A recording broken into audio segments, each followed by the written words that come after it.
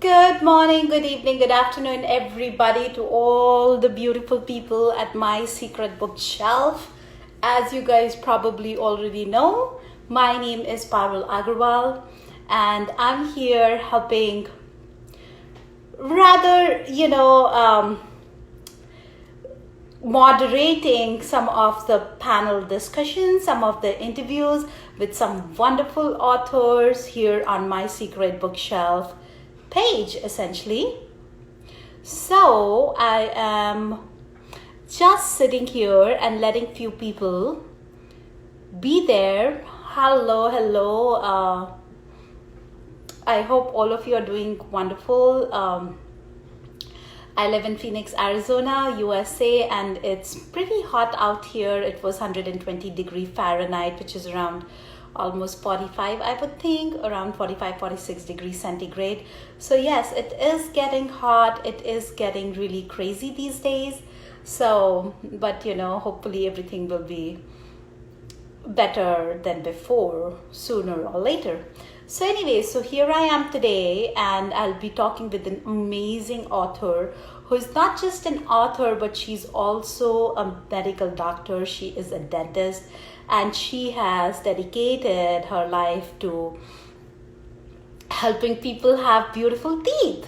So she wrote this amazing book called A State of Decay, and I had the honor of helping her bring this book out into the world, because as some of you probably know, I help authors with their business growth strategy, with their book launches and promotion and getting it on the bestseller list. And even though it's my secret bookshelf Instagram page, I thank Antra for giving me an opportunity of speaking with such wonderful authors on her platform. So thank you so much, Antra, for helping me with that.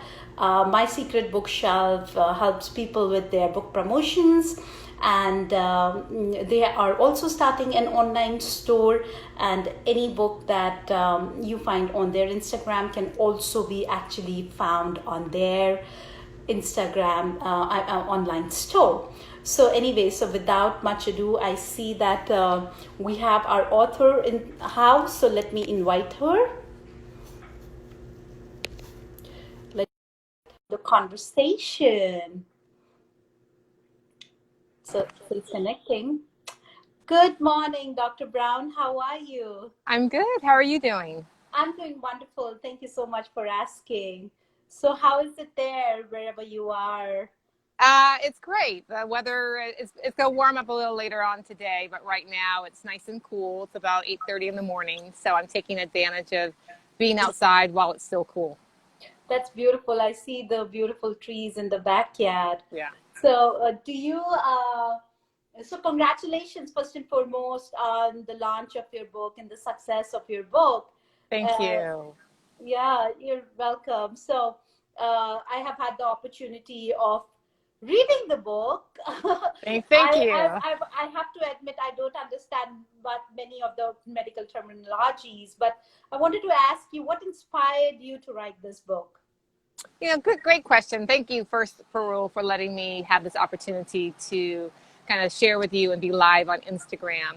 I speak across the country and even worldwide, really trying to educate dental teams about the impact of addiction on oral health and how it impacts the success or not success of treatment plans.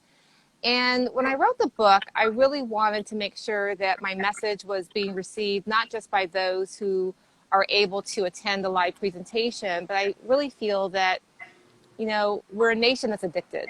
And I wanted people who have not been able to attend my meetings to have the opportunity to read this information, because I think it is very transformative in how we start looking at our patients and driving outcomes that can be successful for them. That's wonderful. And you talk about a very specific condition called meth mouth in that, Yes. right? Okay. Yes. And is that what is your area of expertise while you're talking and speaking as well? Yes. Yes. So, I my background is working in a correctional facility.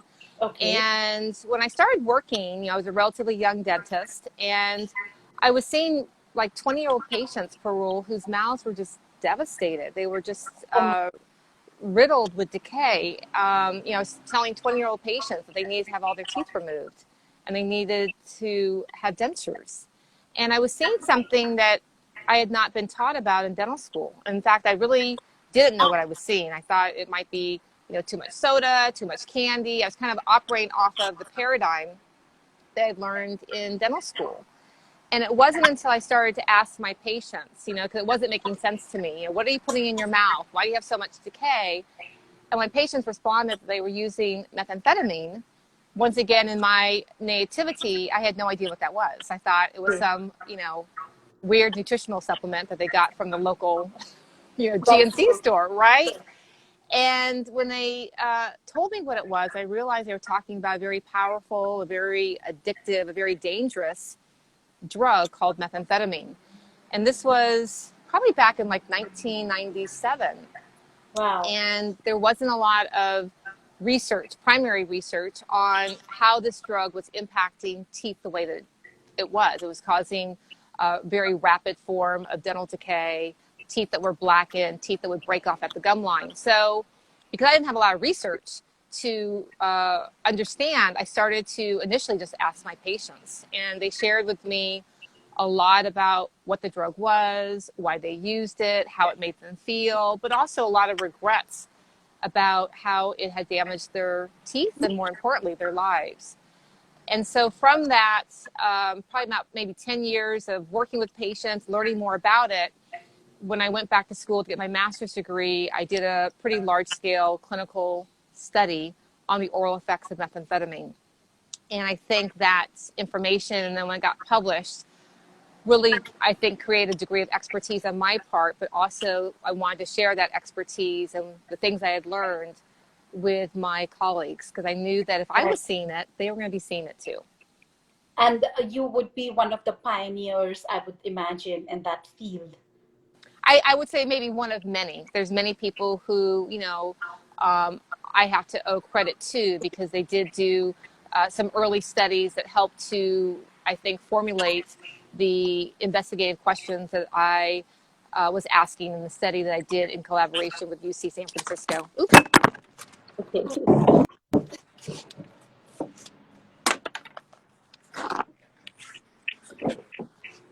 Great. We can see you now. Okay. I'm sorry about that. No problem. Let me get myself reconnected. So, how long did this book actually? Sorry about the technical issues here, guys.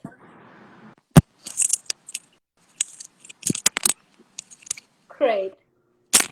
I'm so sorry. The best laid plans, right?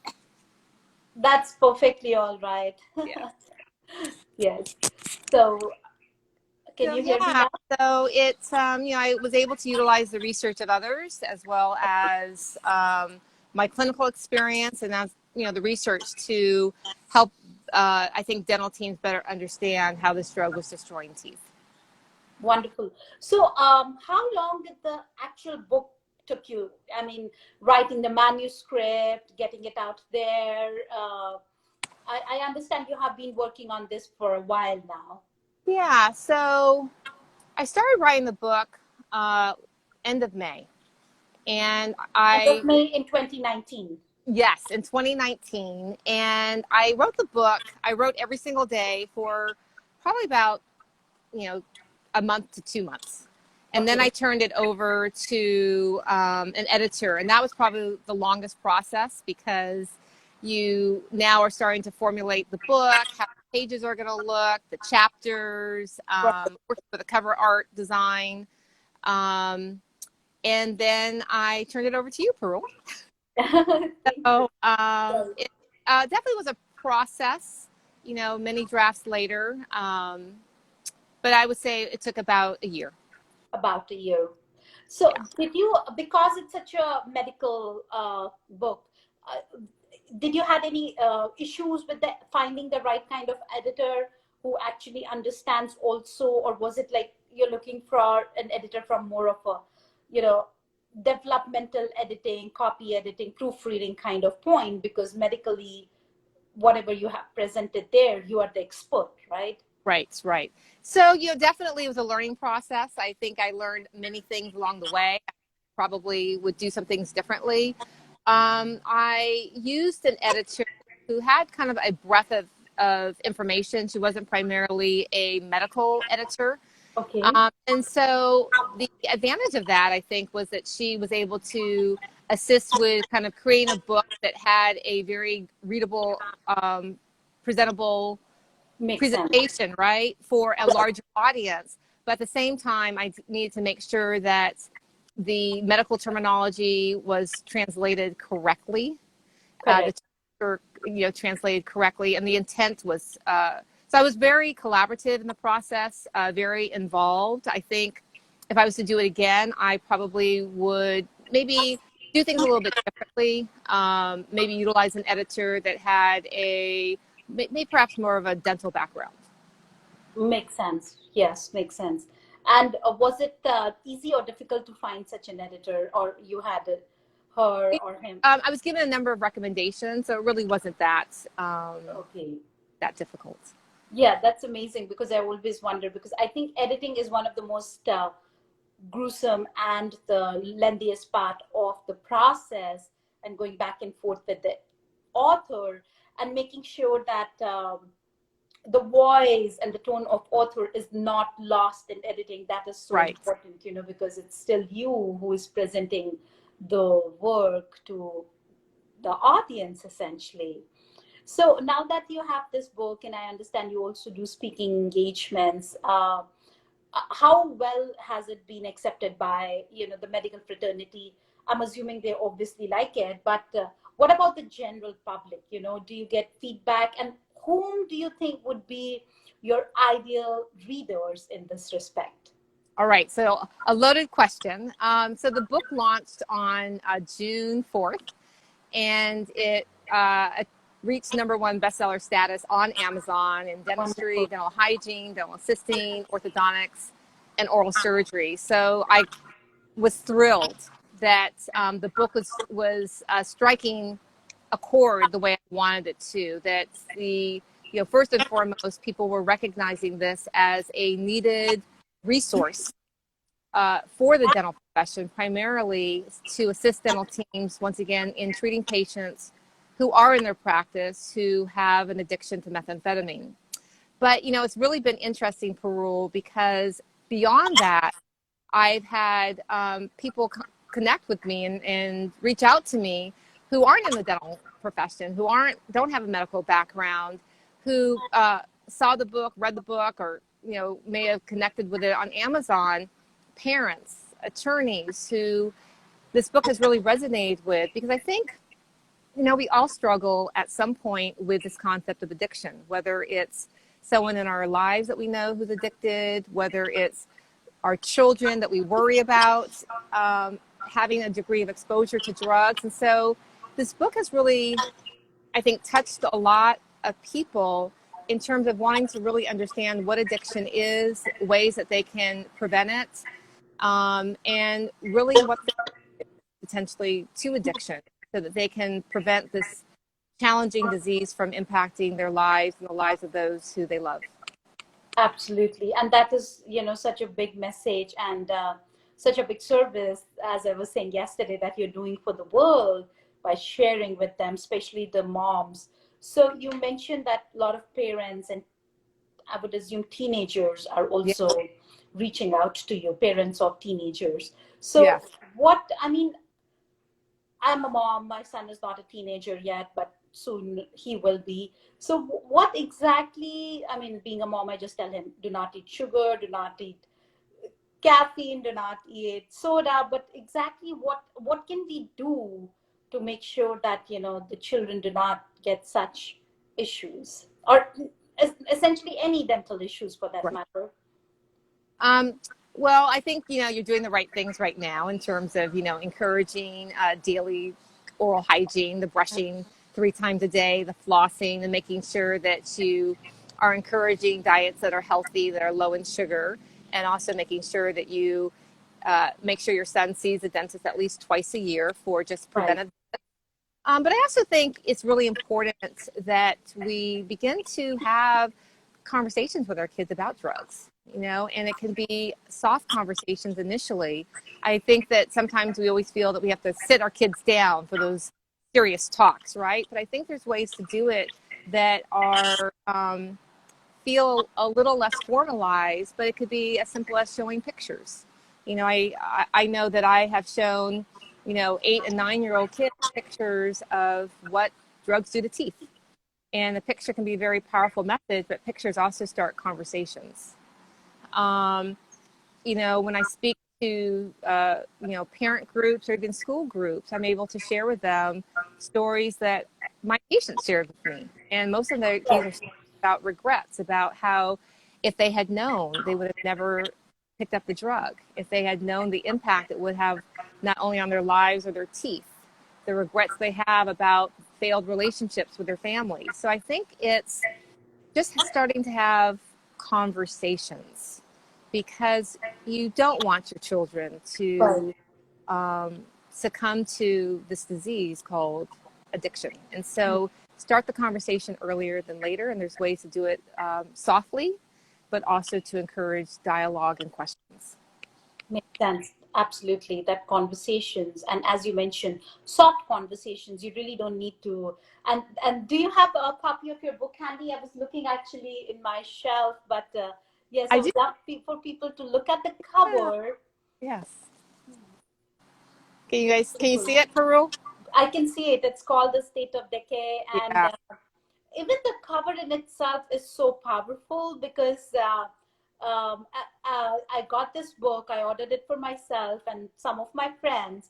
And the first thing that my son noticed was the cover. And he's like, Mommy, that looks gross. And I'm like, it is. But it starts a conversation, right? Exactly. And that's how I actually started that conversation. I'm like, this is what happens to your teeth if you do not eat healthy and you get into bad habits. And he's like, oh, wow, really? So that definitely. So what, why did you title it A State of Decay? I know it's very powerful, but how did you come up with this name? So, a couple things. I want to first give a shout out to Carla Green from Clarity Design Work, who did the cover design. Beautiful. The cover was a picture of a patient. Okay. And what we were trying to kind of capture, because one of the things I did in my research was identify that smoking the drug was the most significant predictor for really damaging teeth significantly. And so the image of the smoke that you see, I think captures that. And also, addiction is consuming. So I wanted to have fire. And so Carla was able to kind of take the words and kind of take how I was describing it and create a very powerful visual imagery that I think kind of sums it up quite well. That addiction, especially addiction to methamphetamine, can be very consuming. Yeah. Wow. And then go ahead. How did you come up with that title? So A State of Decay is actually the title of a presentation that I give. And it really, I think, just resonates. I don't know necessarily how I came up with it, but my presentations are called Meth Mouth, A State of Decay, because really one of the most distinguishable features, or the diagnostic features of someone using methamphetamine, is what you see when they look in their mouth. They may, you may detect some other physical clues, but really it's looking in their mouth. It's the telltale indicator of methamphetamine abuse. And it does create a very unusual state of decay. And so that's why I call the book A State of Decay. And that's what I wanted to talk to readers and also some authors who are actually working in the nonfiction genre. So you essentially have the speaker series, which is called A State of Decay, Meth Mouth. And now you have a book, which is practically the same title or similar. So it's so important for us nonfiction authors to be consistent with our branding. And I know, like, you are very particular about your Instagram posts also. They're very professional, all catered towards the book. Yes, it's always a good idea to share personal life and stuff every now and then, but if you're especially coming from a very professional field like you and I do, even I don't share my kids' pictures on Instagram, Right. because we have to, maintain those boundaries, being professionals, and also showcase what we are really doing. So, that's such a golden advice that you just gave within, our conversation here. So now what is next for you? I mean, I always tell people, like, book launch is just the first step, because once you have launched it, you're always in the launch stage. I Right. know you Right. go out for speaking, but that is kind of restricted right now because of the travel restrictions we have. So how do you anticipate reaching out to more people, maybe, from your industry or outside? Well, I definitely, the speaking has shifted a little bit. I'm still able to do quite a bit of speaking. I'm doing a lot of virtual webinars for, large meeting planners. And that provides me with an opportunity to also talk about the book as it is a great resource. It's kind of like the elf on the shelf that can really supplement, I think, the presentations. And really also working, I think, one-on-one with dental teams that really want some staff training on how to address substance abuse in their practice environments, how to have difficult conversations with their patients that can be very transformative and informative to keep the patient safe while they're receiving dental care. So I want to utilize the speaking to the best of my ability at this point Yes. in this crazy time, but also to make sure that I'm able to still generate this message that I think is resonating with so many people, because the challenge that we all face as dental professionals is we really don't know how this COVID pandemic is going to collide with the nation's epidemic of addiction. And Right. so we're going to have people coming back to our practices feeling more anxious, more stressed, socially isolated, disconnected from their support networks, and possibly more addicted. So I definitely want to make sure, whether it's through the book, whether it's working one-on-one with dental offices Right. or virtual webinars, that I'm really able to help people manage this crisis of addiction. And that's such a beautiful job that you are doing. It's truly, it has been an honor working with you, because I feel, being the conduit of this book, I'm also a part of, that bigger message into Yeah. the world. So thank you for allowing me being a part of your amazing mission and the book. So before we close our conversation, do you Yes. have any closing remarks, any message, where can people find your book? It's on Amazon. Okay. Yeah. So first, Perot, I want to thank you for making this book launch successfully. Thank you. Perot is amazing, so easy to work with, and so skilled. You absolutely know what you're doing, and you really held my hand during this process.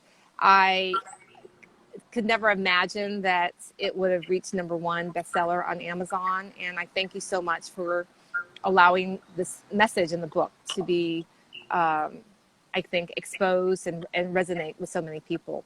The book obviously can be found on Amazon. It's called A State of Decay, as you've heard. You can search for it by the title, A State of Decay, or by my name, Ronnie Brown.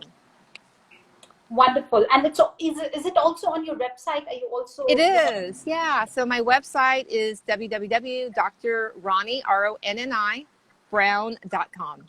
okay, drronniebrown.com. Yes.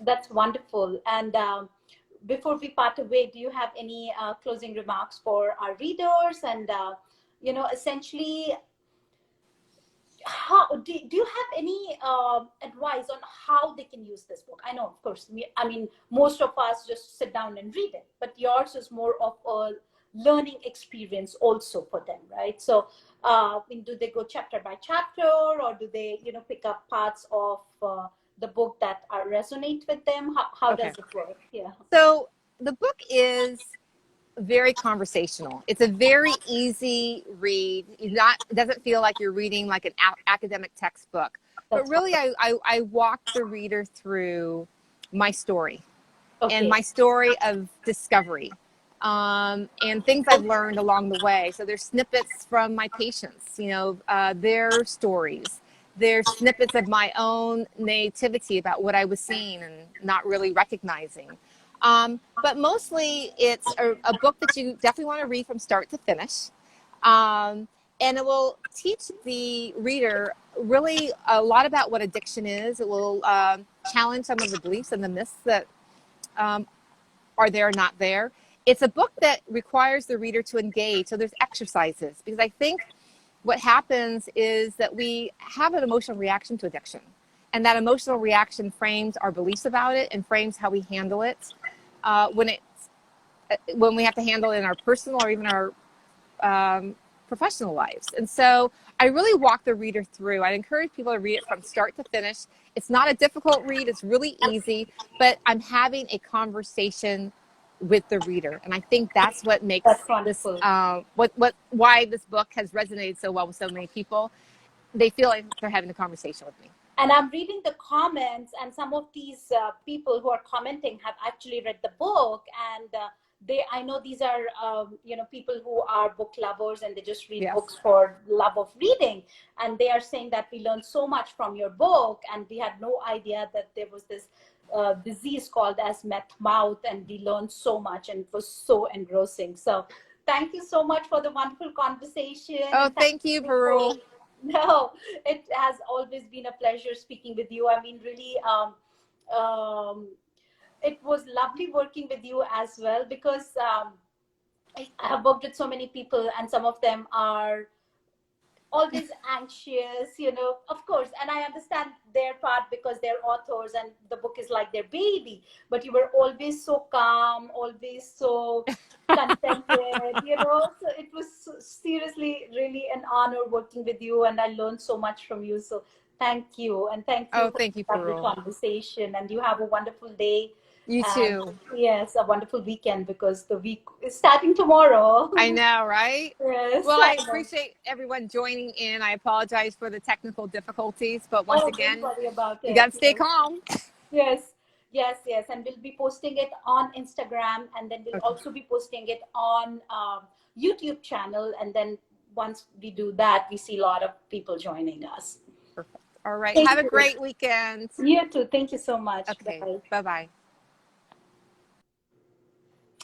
So that was Dr. Ronnie Brown, and I hope you learned something about, how to keep your teeth healthy, and you learn something about the non-fiction world, like what are the challenges doctors and dentists face when they write a book which is highly, highly technical.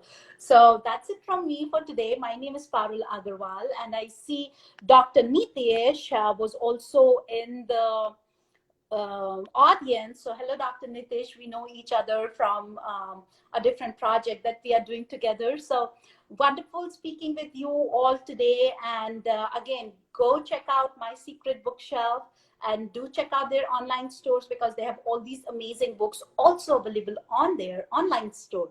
So that's it from me, Parul Agarwal, and I'll talk to you very soon on some Sunday. Thank you, guys, and have a safe and healthy month ahead. Bye.